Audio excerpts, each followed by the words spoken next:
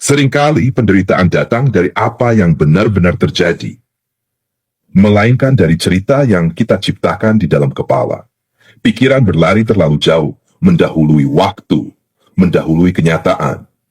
Kita takut pada sesuatu yang belum tentu terjadi, namun rasa sakitnya sudah terasa nyata.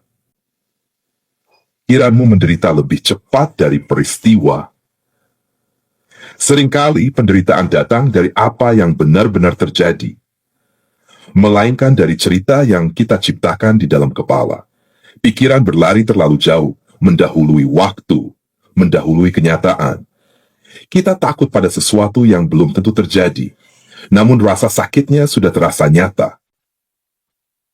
Saat peristiwa belum datang, jeda pikiran sudah sibuk menyiapkan skenario terburuk. Kita mengulang kemungkinan gagal, ditolak, kehilangan, bahkan sebelum semua itu benar-benar ada. Disitulah penderitaan dimulai, lebih cepat dari kenyataan itu sendiri. Padahal, tidak semua yang kita pikirkan adalah kebenaran. Tidak semua ketakutan akan menjadi peristiwa. Banyak luka hanya hidup di kepala, bukan di dunia nyata. Ketika kamu belajar berhenti sejenak, menarik napas, dan hadir di saat ini, kamu memberi jarak antara pikiran dan peristiwa. Di jarak itulah, kamu menemukan ketenangan. Karena hidup bukan tentang apa yang mungkin terjadi, tetapi tentang apa yang benar-benar terjadi saat ini. Dan saat kamu menyadari hal itu, kamu berhenti memberi energi pada ketakutan. Kamu berhenti menyiksa diri dengan bayangan yang bahkan belum tentu datang. Hidup terasa lebih ringan, bukan karena masalah menghilang, tetapi karena kamu tidak lagi menambah beban di pikiran. Satu peristiwa cukup dihadapi sekali, bukan 1000 kali di dalam kepala. Ingatlah, pikiranmu ingin melindungimu, namun seringkali caranya berlebihan. Tugasmu bukan melawan pikiran, melainkan menenangkannya. Biarkan peristiwa datang pada waktunya, dan hadapi dengan kesadaran, bukan dengan kecemasan.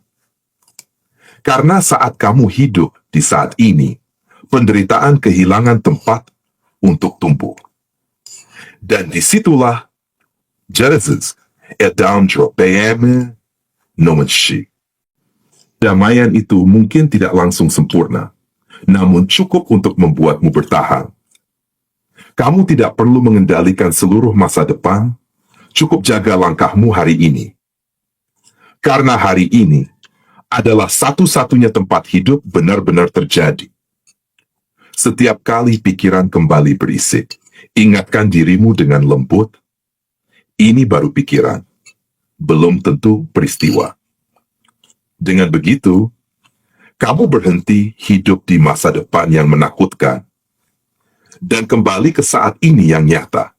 Di sini, kamu masih bernapas, masih punya pilihan, dan masih bisa melangkah. Karena ketika pikiran melambat, hidup pun terasa lebih manusiawi, lebih tenang, dan lebih bisa dijalani. Pada akhirnya, kamu akan menyadari satu hal sederhana, namun penting, bahwa tidak semua hal perlu dipikirkan sekarang, dan tidak semua rasa takut butuh jawaban hari ini. Beberapa hal cukup dibiarkan berlalu, tanpa dilawan, tanpa diperpanjang. Ketika kamu berhenti menuntut kepastian dari hidup, hidup justru memberimu ruang bernapas. Ruang untuk merasa, ruang untuk gagal, dan ruang untuk bangkit kembali. Jadi, jika hari ini pikiranmu terasa berat, ingatlah, kamu tidak sedang lemah. Kamu hanya sedang terlalu cepat berlari di dalam kepala. Pelangkan langkahmu, hadirkan dirimu di momen ini, dan biarkan hidup menyapamu. Satu peristiwa, satu waktu, satu nafas itu cukup untuk mengingatkanmu bahwa kamu masih di sini, masih hidup, masih belajar, masih bertumbuh, meski tidak selalu terlihat. Tidak apa-apa jika hari ini terasa berat. Tidak apa-apa jika kamu lelah. Kamu tidak harus kuat setiap saat, cukup jujur pada dirimu sendiri. Karena keheningan bukan tanda menyerah, melainkan ruang untuk memulihkan diri. Dan di dalam ruang itu, kamu akan menemukan kembali dirimu, perlahan, tanpa paksaan. Pada akhirnya, hidup tidak pernah meminta kamu berlari lebih cepat dari waktu. Hidup hanya meminta kamu hadir saat ia sedang terjadi. Hadir sepenuhnya, tanpa mendahului, tanpa menebak-nebak akhir cerita. Karena masa depan tidak pernah bisa diselesaikan hari ini, dan masa lalu tidak bisa diubah dengan penyesalan. Yang bisa kamu lakukan hanyalah hidup di detik ini dengan kesadaran penuh. Jika pikiran kembali menarikmu menjauh, kembalilah dengan lembut, tanpa memarahi diri sendiri. Karena kamu sedang belajar, bukan gagal. Dan saat kamu berhenti menderita lebih cepat dari peristiwa, kamu memberi hidup kesempatan untuk terasa apa adanya. Tenang, kamu tidak terlambat, dan kamu tidak tertinggal. Kamu hanya sedang berada tepat di waktu yang memiliki sekarang. Hadir sepenuhnya, tanpa mendahului, tanpa menebak-nebak akhir cerita. Karena masa depan tidak pernah bisa diselesaikan hari ini, dan masa lalu tidak bisa diubah dengan penyesalan. Yang bisa kamu lakukan hanyalah hidup di detik ini dengan kesadaran penuh. Jika pikiran kembali menarikmu menjauh, kembalilah dengan lembut, tanpa memarahi diri sendiri. Karena kamu sedang belajar, bukan gagal. Dan saat kamu berhenti menderita lebih cepat dari peristiwa, kamu memberi hidup kesempatan untuk terasa apa adanya. Tenang, kamu tidak terlambat, dan kamu tidak tertinggal. Kamu hanya sedang berada tepat di waktu yang memiliki sekarang. Dan itu sudah cukup. Lebih dari cukup. Kamu tidak perlu menjadi versi lain dari dirimu untuk layak merasa damai. Apa adanya di titik ini sudah pantas dihargai. Biarkan hari berjalan perlahan, tanpa dipaksa sempurna. Karena hidup bukan perlombaan, melainkan perjalanan. Jika ada hal yang belum kamu mengerti hari ini, tidak apa-apa. Pemahaman akan datang bersama waktu, bersama waktu. Dan ketika malam tiba, biarkan pikiran beristirahat. Letakkan bebanmu sebentar. Kamu sudah berusaha sejauh yang kamu bisa. Esok hari, hidup akan kembali mengetuk, dan kamu akan menjawabnya dengan langkah yang lebih tenang. Dengan langkah yang lebih tenang, dan hati sedikit lebih lapang. Tidak semua hari harus dimenangkan. Beberapa hari hanya perlu dilewati. Dan melewati hari, tanpa menyakiti diri sendiri di dalam pikiran, sudah merupakan bentuk keberanian. Ingat ini, kamu bukan pikiranmu, kamu adalah kesadaran yang mengamatinya. Pikiran akan datang dan pergi, seperti awan di langit.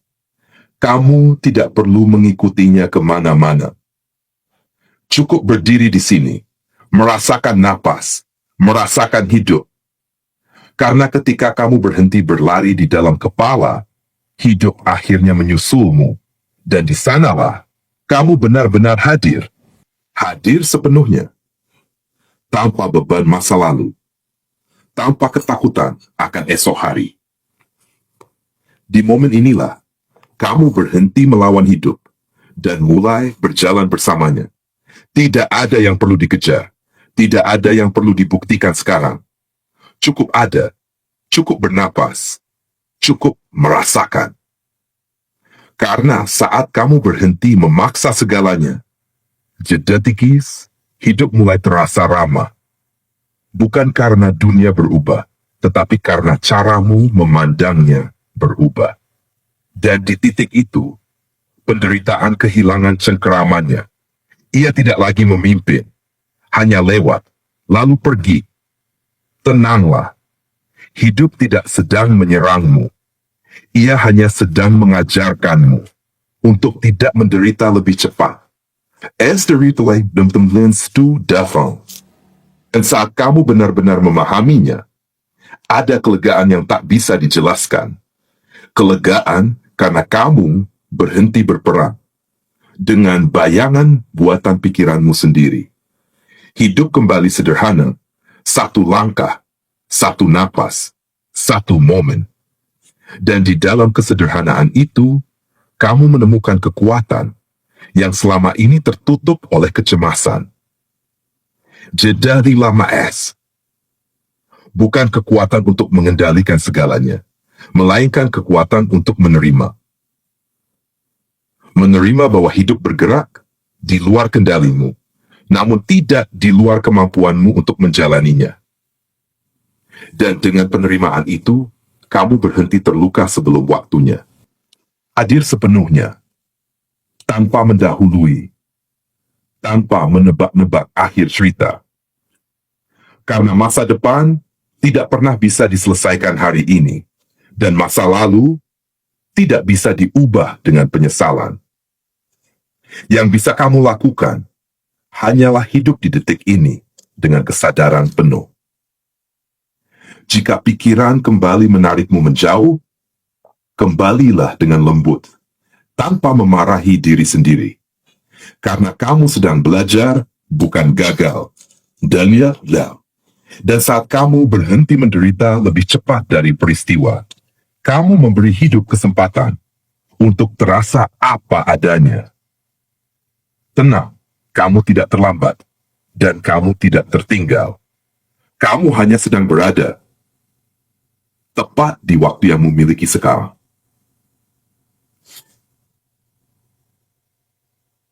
Hadir sepenuhnya, tanpa mendahului, tanpa menebak-nebak akhir cerita. Karena masa depan tidak pernah bisa diselesaikan hari ini, dan masa lalu tidak bisa diubah dengan penyesalan. Yang bisa kamu lakukan hanyalah hidup di detik ini dengan kesadaran penuh. Jika pikiran kembali menarikmu menjauh, kembalilah dengan lembut, tanpa memarahi diri sendiri. Karena kamu sedang belajar, bukan gagal. Dan dan saat kamu berhenti menderita lebih cepat dari peristiwa, kamu memberi hidup kesempatan untuk terasa apa adanya. Tenang, kamu tidak terlambat, dan kamu tidak tertinggal. Kamu hanya sedang berada tepat di waktu yang memiliki sekarang.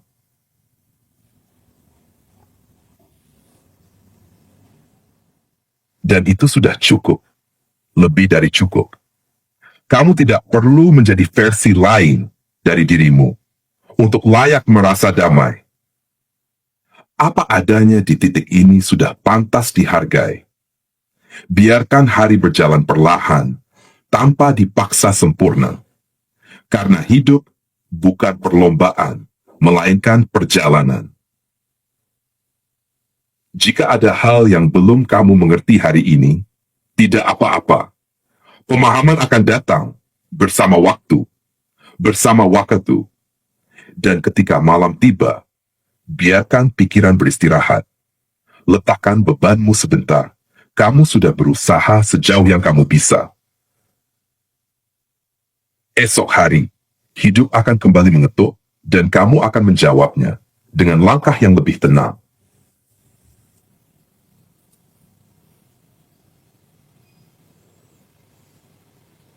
Dengan langkah yang lebih tenang, dan hati sedikit lebih lapang. Tidak semua hari harus dimenangkan. Beberapa hari hanya perlu dilewati. Dan melewati hari tanpa menyakiti diri sendiri di dalam pikiran sudah merupakan bentuk keberanian. Ingat ini, kamu bukan pikiranmu, kamu adalah kesadaran yang mengamatinya. Pikiran akan datang dan pergi, seperti awan di langit. Kamu tidak perlu mengikutinya kemana-mana. Cukup berdiri di sini, merasakan napas, merasakan hidup. Karena ketika kamu berhenti berlari di dalam kepala, hidup akhirnya menyusulmu, dan di sanalah kamu benar-benar hadir.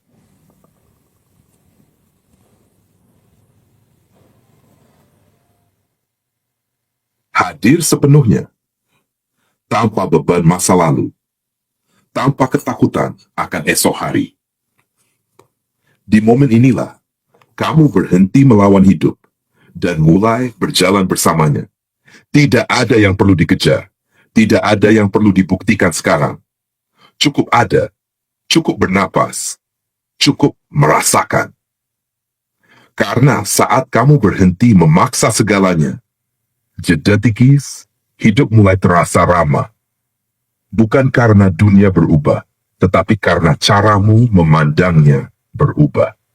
Dan di titik itu, penderitaan kehilangan cengkeramannya. Ia tidak lagi memimpin, hanya lewat, lalu pergi. Tenanglah, hidup tidak sedang menyerangmu. Ia hanya sedang mengajarkanmu untuk tidak menderita lebih cepat. As the ritual lens to davang. Ketika kamu tidak lagi haus akan pengakuan, permainan kehilangan daya tariknya. Orang bisa mencoba menekan, menguji batas, atau memancing reaksi, namun tidak menemukan celah. Teknik berikutnya, berbicara seperlunya. Kata-kata yang singkat, jelas, dan tenang lebih kuat daripada pembelaan panjang yang emosional. Orang ingin menguasai situasi, mengandalkan kekacauannya, daun. Ketikamu rapi dalam pikiran, mereka kehilangan pijakan. Teknik selanjutnya, tetapkan batas tanpa drama. Batas yang tenang, lebih dihormati daripada ancaman keras. Sekali batas jelas, kamu tidak perlu menjelaskannya berulang kali. Dan ingat, tidak semua kemenangan terlihat seperti menang. Kadang meninggalkan meja adalah langkah paling strategis. Permainan sosial akan selalu ada selama manusia punya ego dan kepentingan. Namun kebebasan sejati datang saat kamu tidak lagi dikendalikan olehnya. Kamu tidak perlu menjadi licik untuk menjadi aman. Kamu hanya perlu sadar, jeda tias hadir, dan setia pada nilai yang kamu pegang.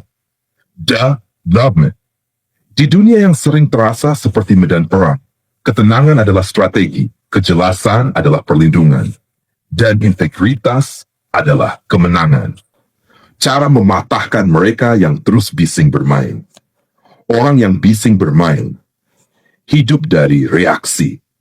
Mereka butuh emosi, butuh konflik, butuh perhatian. Langkah pertama, jeda 3S. Cabut sumber energinya. Tidak membalas dengan emosi, tidak terpancing pembuktian, tidak menjelaskan diri berlebihan. Saat kamu tenang, mereka gelisah karena permainan mereka tidak berjalan tanpa respon. Teknik berikutnya, jawab singkat dan datar. Bukan dingin, bukan kasar, hanya seperlunya. Kalimat pendek, tanpa emosi, tanpa pembelaan, membuat mereka kehilangan pegangan. Langkah ketiga, jangan luruskan semua kebohongan. Orang yang bermain ingin debat, ingin adu narasi. Tidak semua hal perlu kamu benarkan. Diam dan konsisten dengan sikap lebih menghancurkan permainan daripada 1000 argumen. Jeda. Langkah keempat, tampilkan batas tanpa ancaman. Tenang, jelas, dan tidak emosional. Orang yang bising takut pada kejelasan. Jika batas sudah ditetapkan dan mereka tetap melanggar, langkah berikutnya sederhana, kurangi akses. Bukan balas dendam, bukan drama, hanya jarak. Karena pada akhirnya, orang yang terus bermain akan kalah dengan sendirinya. Saat tidak ada lagi yang mau ikut. Ingat ini, kekuatan sejati bukan membuat orang lain kalah, melainkan tidak bisa lagi dipermainkan. Tipe-tipe pemain bising dan cara mematahkannya tanpa drama. Tipe pertama, si pemancing emosi. Mereka melempar sindiran, kata ambigu, atau provokasi kecil, lalu menunggu ledakanmu. Cara mematahkannya, jangan bereaksi pada nada, hanya pada isi. Itu pun seperlunya. Respons datar membuat umpan mereka busuk. Tipe kedua, si pencari panggung. Mereka bising di depan banyak orang, ingin terlihat dominan, ingin menang di mata publik.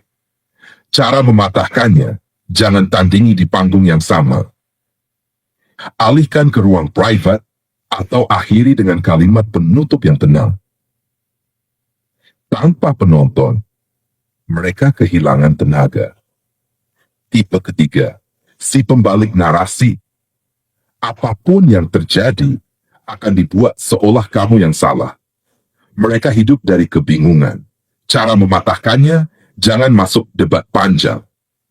Ulangi fakta singkat dengan kalimat yang sama berulang kali. Konsistensi mengalahkan retorika. Tipe keempat, si korban abadi. Mereka menyerang, lalu menangis, menekan, lalu minta dikasihani. Cara mematahkannya, pisahkan empati dari izin. Kamu boleh peduli tanpa harus membiarkan batas dilanggar. Empati tanpa batas adalah undangan permainan. Tipe kelima, si dominator senyap. Tidak berisik, tapi menusuk lewat sindiran halus atau keputusan sepihak. Cara mematahkannya, buat yang samar menjadi jelas. Tanyakan ulang, ringkas, dan tertulis jika perlu. Kejelasan adalah musuh mereka. Dan aturan IMAS. Untuk semua tipe, jangan turunkan standar dirimu. Kamu tidak perlu lebih keras, lebih licik, atau lebih kejam. Cukup lebih sadar, lebih tenang, dan lebih konsisten. Karena pemain bising selalu kalah di hadapan orang yang tidak bisa dipancing, tidak bisa ditekan, dan tahu kapan pergi. Jika selfie monsieur will, aku sini scholarship, wait. Bagaimana menjaga sini ketenaga? Baik, kita masuk ke bagian terakhir, menjaga ketenangan jangka panjang agar kamu tidak kembali terseret ke medan perang yang sama. Menjaga ketenangan agar tidak kembali dipermainkan. Langkah pertama, bangun pusat kendali di dalam diri. Bukan di luar, bukan pada reaksi orang lain.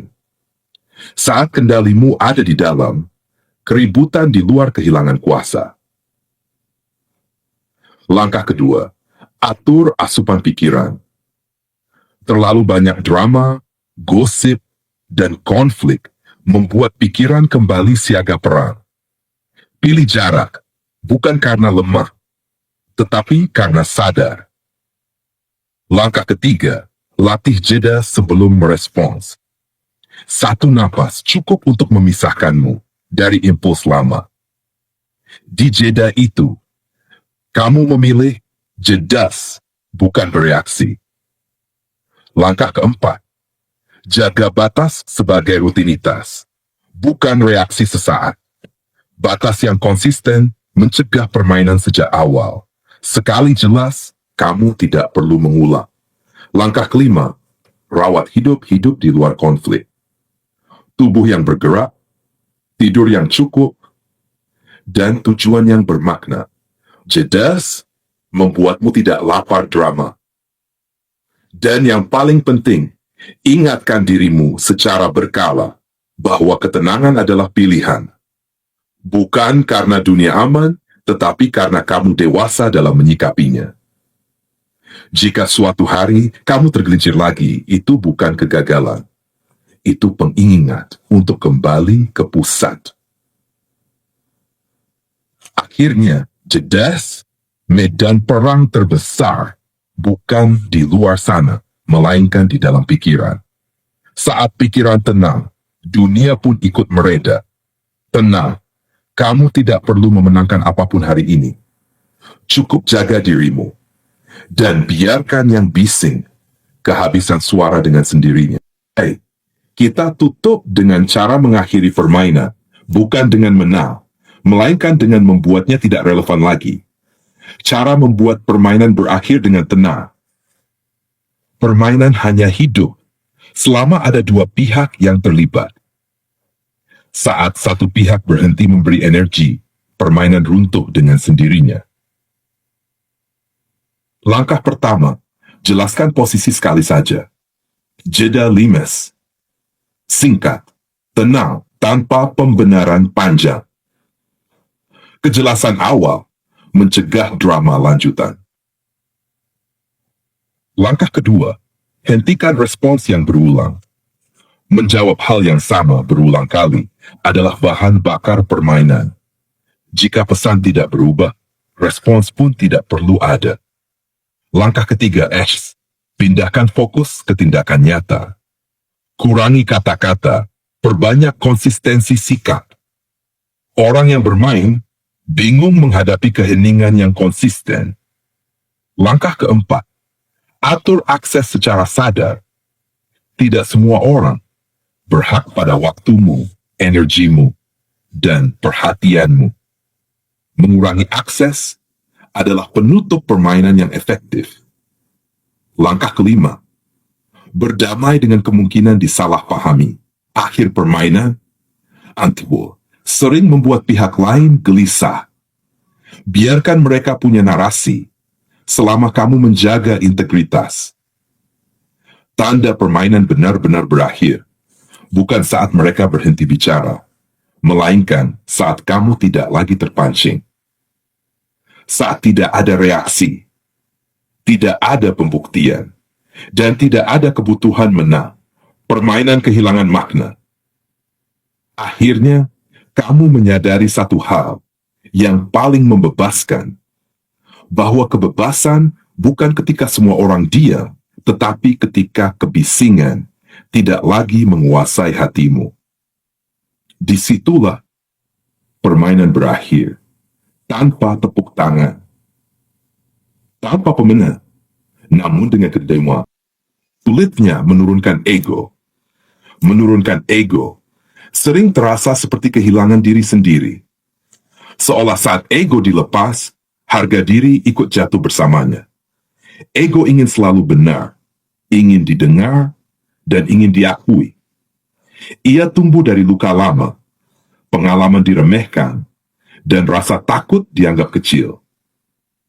Karena itu, menurunkan ego terasa menyakitkan. Bukan karena kita lemah, tetapi karena ego sudah terlalu lama menjadi pelindung. Ego membuat kita bertahan, namun juga menjauhkan. Ia menjaga, sekaligus mengurung. Saat ego memimpin, kita sulit mendengar, sulit meminta maaf, sulit mengalah, dan sulit menerima bahwa kita pun bisa salah. Jeda dinameden. Padahal, menurunkan ego bukan tentang kalah. Ia tentang memilih damai daripada menang sesaat. Butuh keberanian untuk berkata, aku tidak tahu, aku keliru, atau aku minta maaf. Karena saat ego turun, hati justru naik. Hubungan menjadi lebih jujur dan diri terasa lebih ringan. Menurunkan ego adalah proses, bukan keputusan sekali jadi. Ia dilatih setiap hari, di saat-saat kecil yang sering kita abaikan. Dan pada akhirnya, kamu akan menyadari, ego tidak perlu dimusnahkan, hanya perlu ditempatkan. Disitulah kedewasaan dimulai, saat ego tidak lagi memimpin. Tetas bisu berjalan ke stand dosa.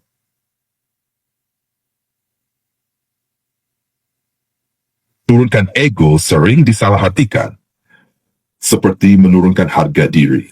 Saat kita mengalah meminta maaf, atau mengakui salah, muncul rasa seolah nilai diri ikut runtuh.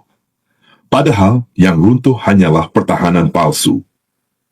Ego berbisik, jika kamu menunduk, kamu akan diremehkan.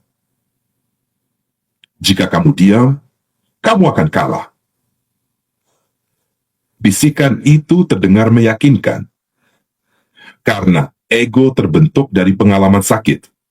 Ia belajar melindungi dengan cara menyerang lebih dulu. Namun, harga diri yang sejati tidak lahir dari suara paling keras. Ia lahir dari ketenangan dan keyakinan pada nilai diri, tanpa perlu pembuktian. Menurunkan ego bukan berarti merendahkan diri. Itu berarti cukup aman untuk tidak selalu benar, cukup kuat untuk tidak selalu menang. Saat ego turun, harga diri justru menjadi lebih kokoh. Karena ia tidak lagi bergantung pada tepuk tangan atau pengakuan orang lain. Kamu belajar berkata, aku tetap bernilai, meski aku salah. Aku tetap utuh, meski aku mengalah. Dan di titik itu, menurunkan ego tidak lagi terasa menakutkan. Ia terasa seperti pulang ke diri yang lebih jujur, lebih tenang, dan lebih dewasa.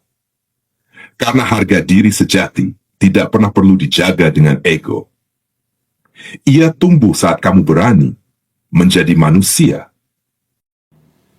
Perasaan itu wajar, karena ego selalu menyamakan diam dengan kalah. Saat kamu menurunkan ego, pikiranmu berkata, aku menyerah, aku mengakui mereka, aku dipermalukan. Lalu muncul bayangan, mereka tertawa, merasa menang, dan kamu terlihat kecil. Namun itu adalah kacamata ego, bukan kenyataan utuh. Jeda limas, orang yang menertawakan bukan menang, mereka hanya belum selesai dengan egonya sendiri. Mereka butuh lawan, butuh reaksi, butuh pengakuan. Saat kamu menurunkan ego, kamu mencabut panggung mereka. Diammu bukan tanda kalah. Itu tanda kamu tidak lagi mau bermain. Mengalah bukan berarti kamu mengakui mereka benar. Itu berarti kamu memilih dirimu sendiri di atas kebutuhan menang. Jika mereka tertawa, biarkan. Tawa itu singkat, namun ketenangan yang kamu dapatkan jauh lebih panjang. Kemenangan ego memang terlihat keras, namun rapuh. Kemenangan kesadaran tidak perlu penonton. Kamu tidak kalah, kamu hanya berhenti membuktikan. Dan berhenti membuktikan adalah tanda bahwa harga dirimu tidak lagi tergantung pada orang lain.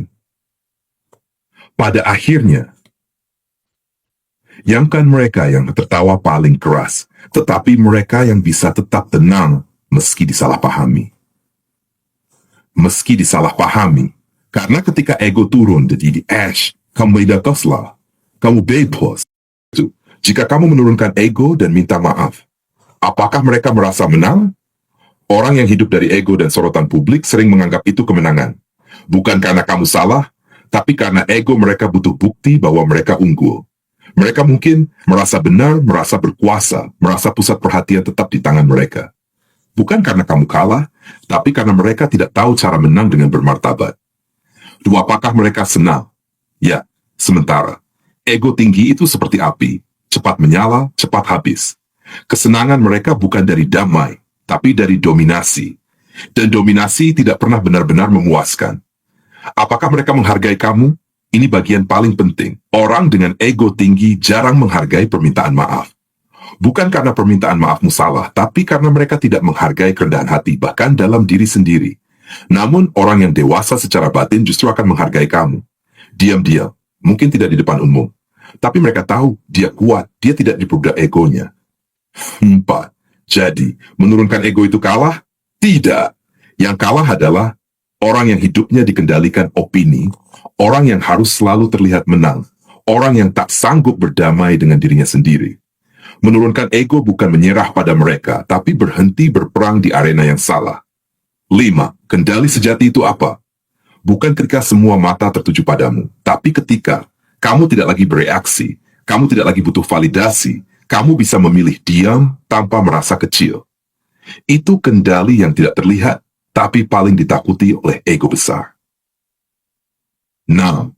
Kesimpulan jujur.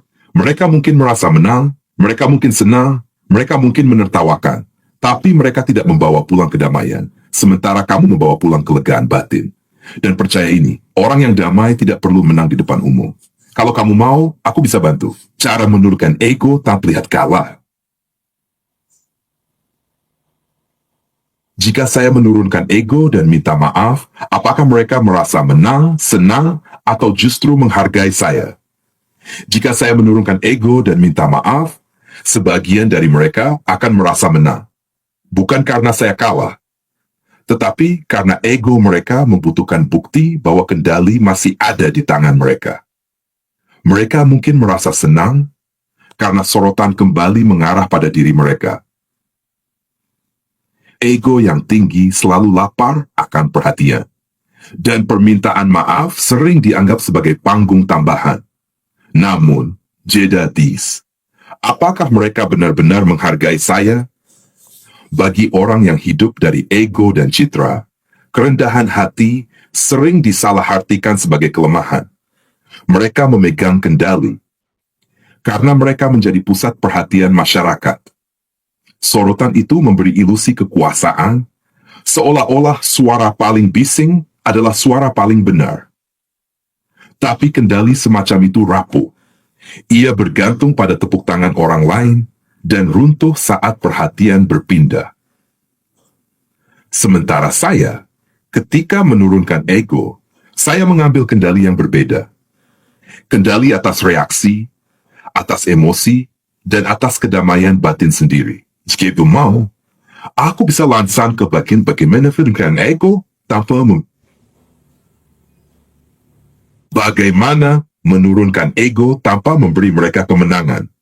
Menurunkan ego bukan berarti menjatuhkan diri, melainkan menegakkan batas yang tenang. Pertama, lepaskan kebutuhan untuk dipahami oleh semua orang.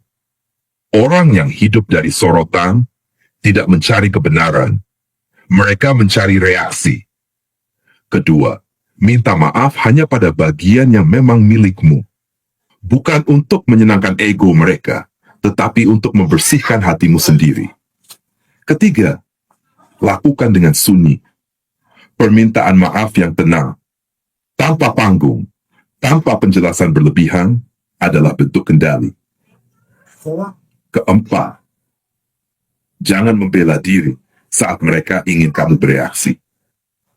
Diam yang sadar lebih melemahkan ego besar daripada 1000 argumen. Kelima, tetap berdiri pada nilai, bukan pada emosi. Kamu bisa rendah hati tanpa menjadi rendah. Saat kamu tidak lagi bermain di arena mereka, permainan kehilangan makna. Dan disitulah kemenangan sejati terjadi. Tanpa sorak, tanpa penonton. Dan tanda ego sudah turun, namun martabat tetap utuh. Kamu tidak lagi terburu-buru menjelaskan dirimu, karena kamu tahu siapa dirimu tanpa perlu pembenaran.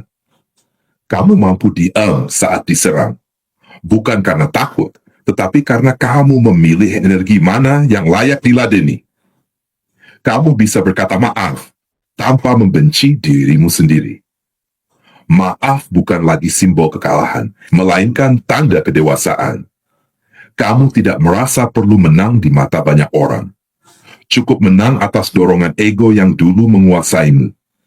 Kamu tetap tegas pada batas, meski hatimu lembut. Ego turun, tetapi prinsip berdiri. Kamu berhenti merasa kecil saat orang lain merasa besar, karena harga dirimu tidak lagi diukur dari reaksi mereka. Dan yang paling terasa, hidupmu menjadi lebih sunyi. Bukan sunyi yang kosong, tetapi sunyi yang damai. Jika saya menurunkan ego dan mereka merasa menang, jika saya menurunkan ego dan mereka merasa menang, cara mereka memperlakukan saya sering berubah. Sebagian dari mereka menjadi dingin, seolah-olah permintaan maaf tidak pernah ada. Bukan karena maaf itu kurang tulus, melainkan karena ego mereka tidak mencari damai. Ada yang meremehkan, menganggap saya lebih rendah karena saya mengalah. Mereka lupa, mengalah dan kalah adalah dua hal yang berbeda. Ada pula yang terus menguji batas, mendorong, memancing reaksi, karena mereka ingin memastikan kendali tetap di tangan mereka. Saat mereka tidak mau menerima permintaan maaf, itu bukan lagi tentang kesalahan.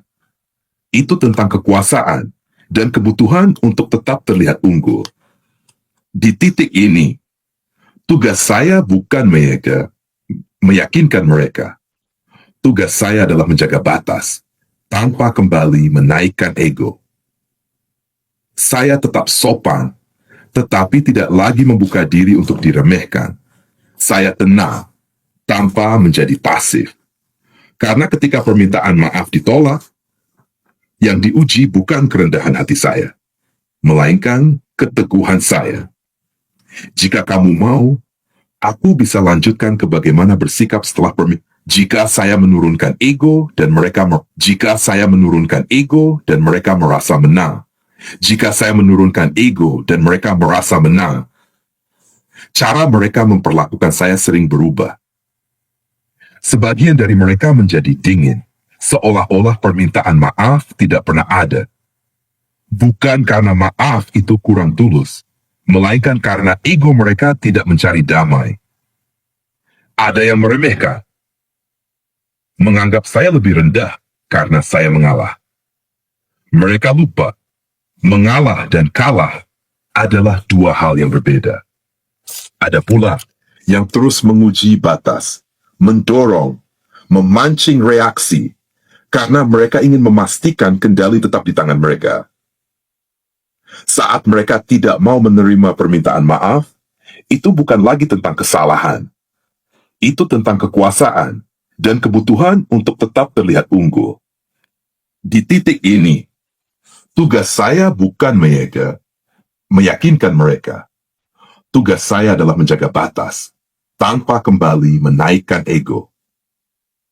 Saya tetap sopan, tetapi tidak lagi membuka diri untuk diremehkan.